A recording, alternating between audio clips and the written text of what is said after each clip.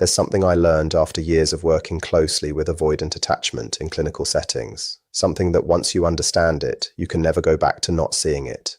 It's going to completely change how you interpret every confusing, contradictory, frustrating thing an avoidant person has ever said to you. The kind of thing that left you standing there afterward wondering if you'd made up the whole connection in your head. Here's the truth. An avoidant person doesn't announce love the way most people do.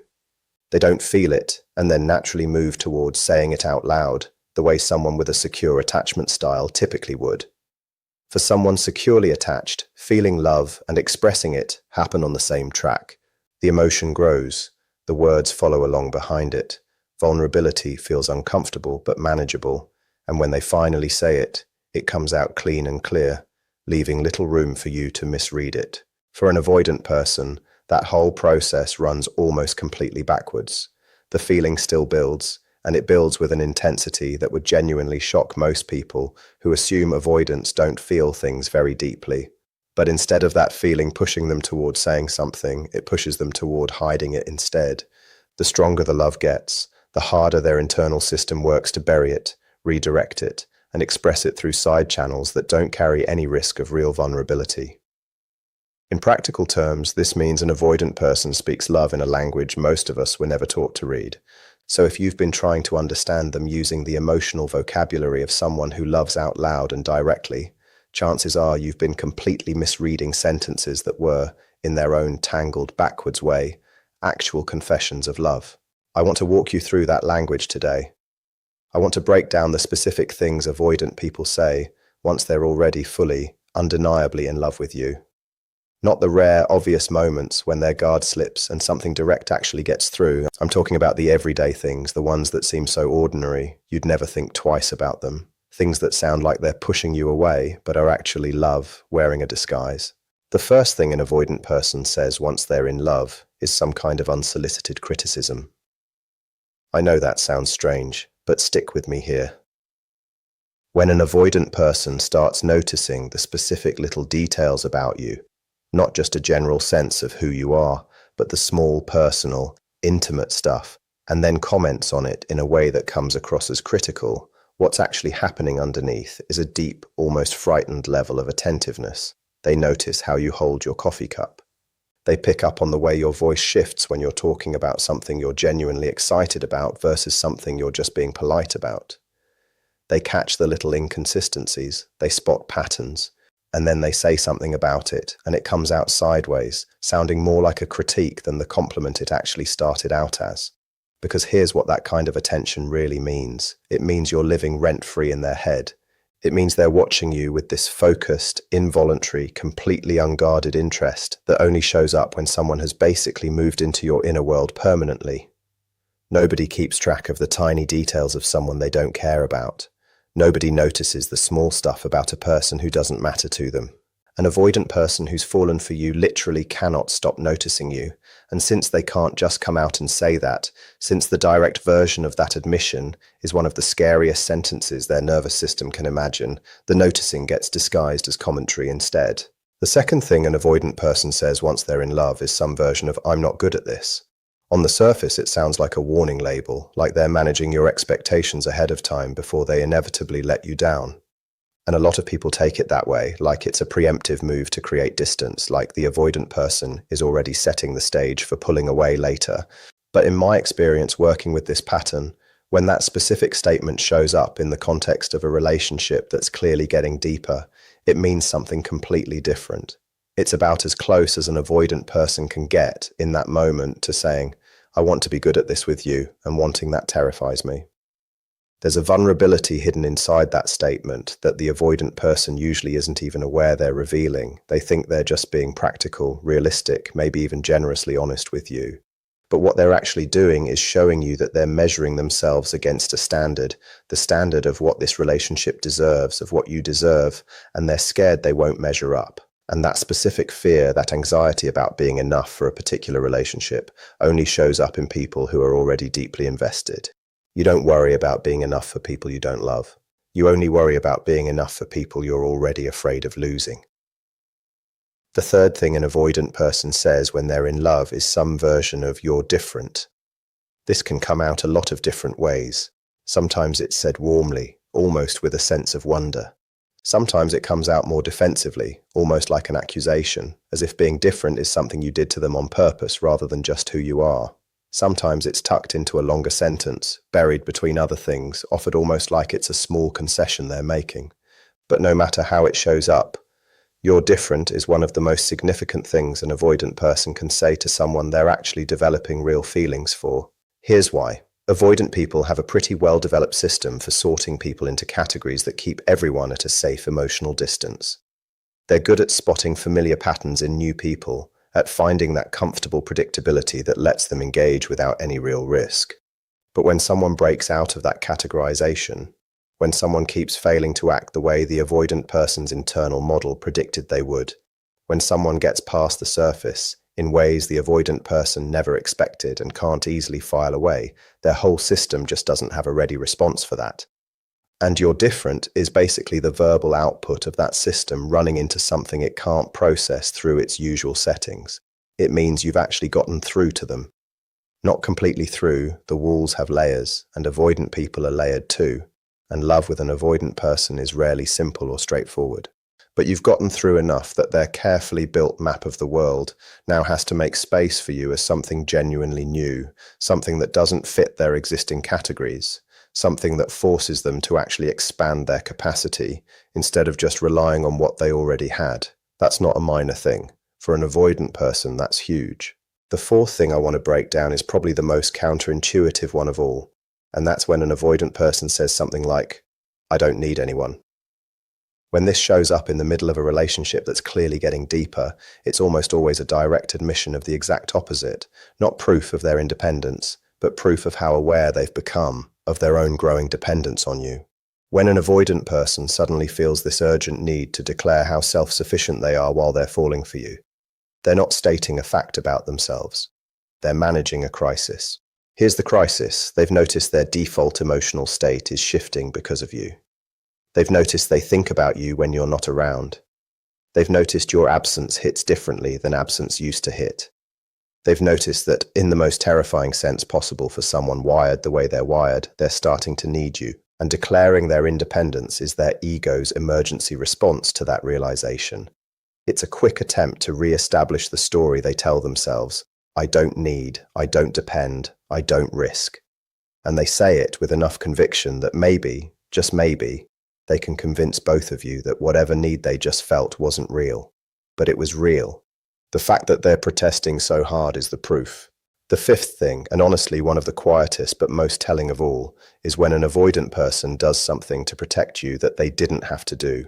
Not a big gesture, nothing dramatic or obviously romantic, just something small, something they could easily brush off as practicality or basic courtesy or just being a decent person. They say something that shields you from a difficult situation. They speak up for you in a moment when you're not even there to speak up for yourself. They do something that makes your life a little easier, a little safer, a little less complicated. And they do it in this tone like it's the most ordinary thing in the world, because they genuinely can't do it in any other tone. The tone that would actually reveal the tenderness behind it, the real care that drove them to do it. That's a tone they don't have access to yet. Not without their walls coming down further than they're currently capable of allowing. But after years of paying really close attention to how people express love, I've learned that the things people do without being asked, and then never even mentioned doing, are often the loudest declarations they're capable of making. An avoidant person who quietly protects you, without any fanfare, without expecting to be thanked or noticed, is speaking love at the only volume they currently have access to. Now, I want to bring up something important to hold on to alongside everything I just told you. Understanding that an avoidant person expresses love through indirect channels doesn't mean you're obligated to keep decoding them forever. Learning to read their language is genuinely valuable. It can save you from mistaking their withdrawal for indifference, their criticism for contempt, or their declarations of independence as some final verdict on the relationship. That understanding has real worth, but there's a limit to how long translation can stand in for actual direct communication. At some point, even the person who's become the most fluent in reading avoidant language deserves to stop working so hard to hear something that should be reaching them clearly on its own. You deserve to be loved in a way you don't have to decode. You deserve words that actually match the feelings behind them, said directly enough that your nervous system can finally relax instead of staying on constant alert, scanning for hidden signals buried in subtext. An avoidant person who's in love is capable of growing. That's real. The ability to move from indirect expression towards something more open, more direct, more fully honoring of the person they love, that capacity genuinely exists, but it requires the avoidant person to do work that nobody else can do for them. Work on whatever wound made direct love feel so dangerous to begin with. The one thing that's actually in your power is this: to recognize what you're seeing when you see it, to not brush off their indirect expressions as meaningless, to not convince yourself that nothing you experienced was real. It was real. It still is real. An avoidant person in love is one of the most intensely, privately devoted people you'll ever come across. They just haven't figured out yet how to let that devotion actually speak. And whether you choose to stick around and witness them learning that, or whether you choose yourself and your own need for clarity and directness, both choices are completely valid. Neither one is something I would ever tell you is the wrong decision. What I will tell you is this: what you felt from them in those quiet, in-between moments, in the way they paid attention to you when no one else seemed to notice, in the subtle ways they tried to protect you, in the conversations that almost became confessions but stopped just short of complete honesty, that was love. Not the kind of love that arrives wrapped in certainty or spoken in perfect words. Not the kind of love that follows a straight path or always knows how to express itself. It was imperfect. It was frightened. It was guarded. It was indirect. It was complicated. But it was love all the same, and you were not imagining it. You were not creating a fantasy out of nothing. You were responding to something real. The difficulty was never that there was no feeling. The difficulty was that the feeling could not fully overcome the fear that lived inside them. Many people spend years believing that love always looks obvious. They imagine that if someone truly loves you, they will never hesitate, never withdraw, never become confused, never struggle with vulnerability. But real human psychology tells a more complicated story. Every person carries invisible experiences that shape the way they give and receive love. Childhood wounds, painful relationships, disappointments, abandonment, betrayal, criticism, and rejection all leave emotional imprints. Those imprints do not disappear simply because someone meets the right person. Sometimes the deepest feelings awaken the deepest fears. When someone has spent years protecting themselves emotionally, genuine connection does not always bring immediate peace. Sometimes it brings anxiety. Sometimes it brings uncertainty. Sometimes it awakens every defense mechanism they have spent a lifetime building. That is why love can appear in unexpected ways. It appears in lingering glances that last just a second longer than necessary. It appears in remembering details you forgot you ever shared. It appears in checking whether you arrived home safely. It appears in noticing your mood before anyone else does. It appears in finding excuses to remain close to you. It appears in becoming unusually quiet whenever emotions begin approaching the surface. It appears in conversations that almost reveal everything before suddenly changing direction. These moments often seem insignificant when viewed individually, but together they create a pattern, a language beyond words, a quiet communication between two people that says far more than either one is prepared to admit. You sensed that language. You noticed what others might have overlooked. Not because you were desperate to believe something impossible, but because your heart was responding to emotional signals that existed beneath the surface, and then came the confusion, because the same person who looked at you with unmistakable tenderness could suddenly become distant. The same person who sought your company could disappear without explanation. The same person who seemed deeply invested could suddenly behave as though nothing existed between you. That contradiction is painful. It creates questions that seem impossible to answer. Did they mean it? Were they pretending? Did I imagine everything? Was I simply reading too much into ordinary kindness?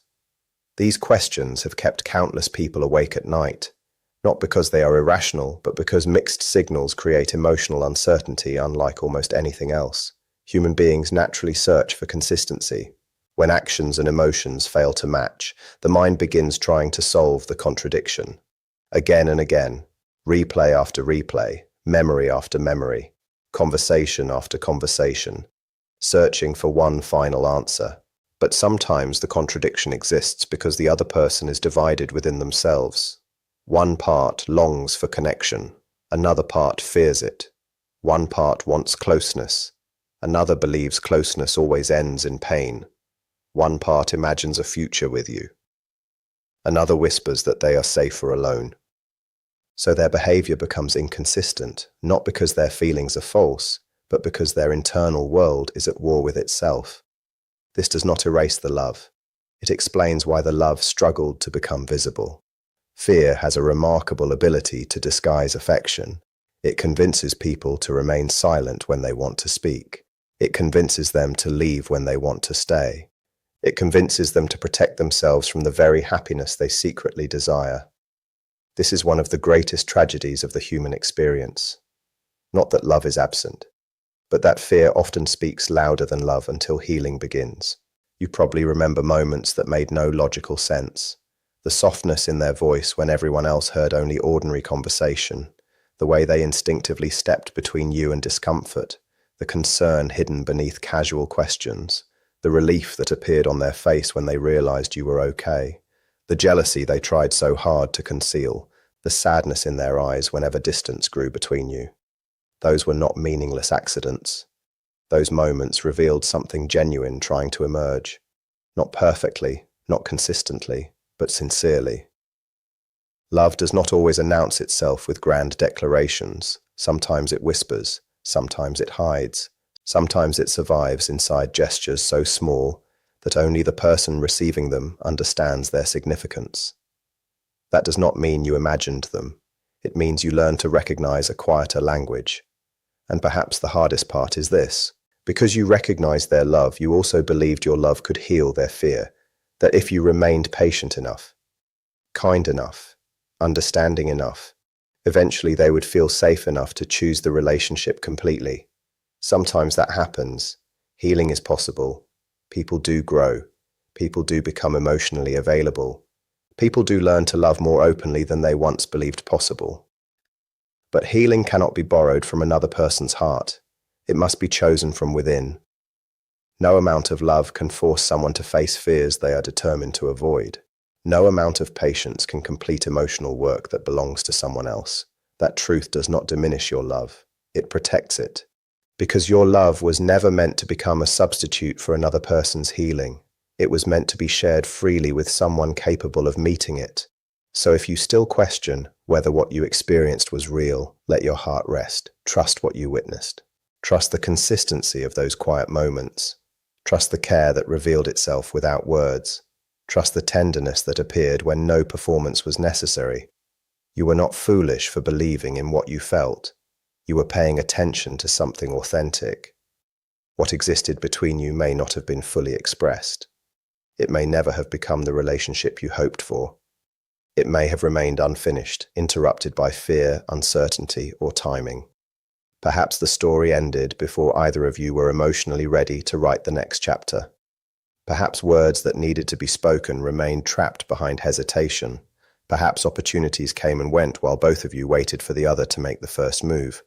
Perhaps life itself created distance through circumstances neither of you could control. Or perhaps fear quietly took the place where courage should have been. Whatever the reason, not every meaningful connection reaches the ending we imagine. Some relationships never become official. Some conversations never happen. Some feelings remain hidden beneath ordinary routines.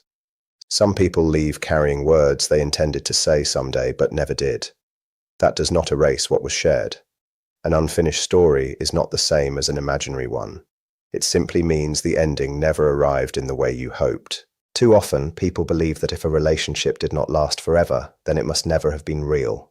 But life does not work that way. A flower does not become less beautiful because its season was short. A sunrise does not lose its wonder because morning eventually becomes afternoon. A melody does not stop being meaningful because the song comes to an end. The value of something is not measured only by its duration. It is measured by the truth it carried while it existed. But unfinished love is still love. Love does not become invalid simply because fear interrupted its expression. It does not disappear because two people could not find the right moment. It does not become false because circumstances proved stronger than intentions. Sometimes love arrives before healing. Sometimes it arrives before emotional maturity.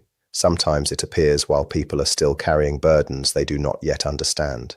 And when that happens, love may remain incomplete, not because it lacks sincerity, but because it lacks the conditions needed to fully grow. Think of a seed planted in difficult soil. The seed is real, its potential is real, its life is real.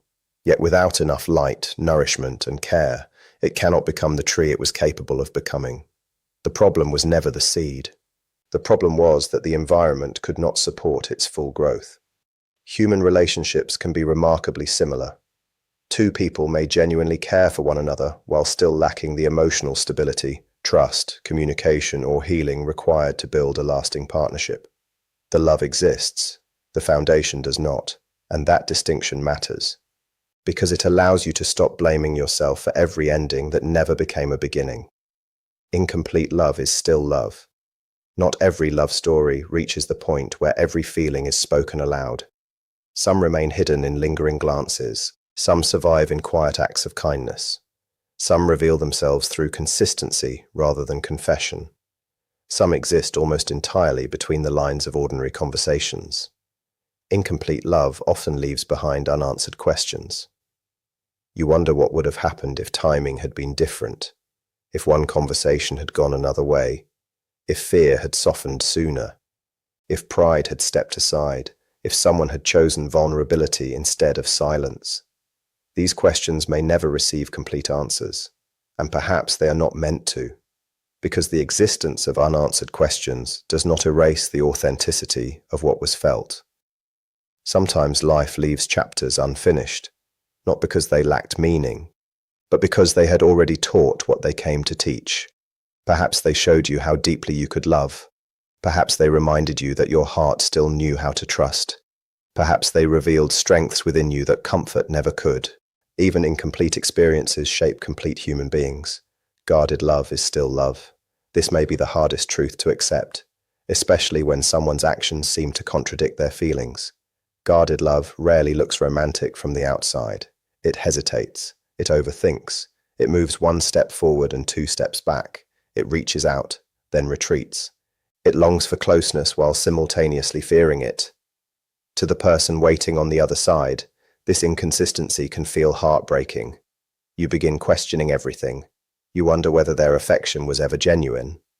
But emotional protection and emotional absence are not always the same thing. Some people learned long ago that loving openly felt dangerous. Perhaps vulnerability once invited rejection. Perhaps honesty was met with criticism. Perhaps trust ended in betrayal. So now, whenever love appears again, old survival instincts awaken before conscious choice has a chance to speak. Their heart moves toward connection. Their fear pulls them away. Both forces exist at the same time. Neither completely wins. And so the relationship becomes filled with almosts, almost conversations, almost confessions, almost commitments, almost futures. This does not mean the feelings were invented. It means fear kept interrupting what love was trying to become. None of this means every guarded relationship should be pursued indefinitely. Love alone cannot sustain what courage refuses to build. Compassion should never require abandoning your own emotional well-being. You can acknowledge someone's genuine feelings while also recognizing that they were unable to meet you where you needed them to. Those two truths can exist together. You can honor what was real without remaining trapped in what never fully arrived. Because recognizing love is different from waiting forever for it to change. Sometimes the greatest act of love is accepting reality instead of chasing potential. Accepting that two hearts may have cared deeply for one another and still not been ready. Accepting that affection without action eventually becomes pain. Accepting that sincerity without consistency cannot create the secure relationship every heart deserves.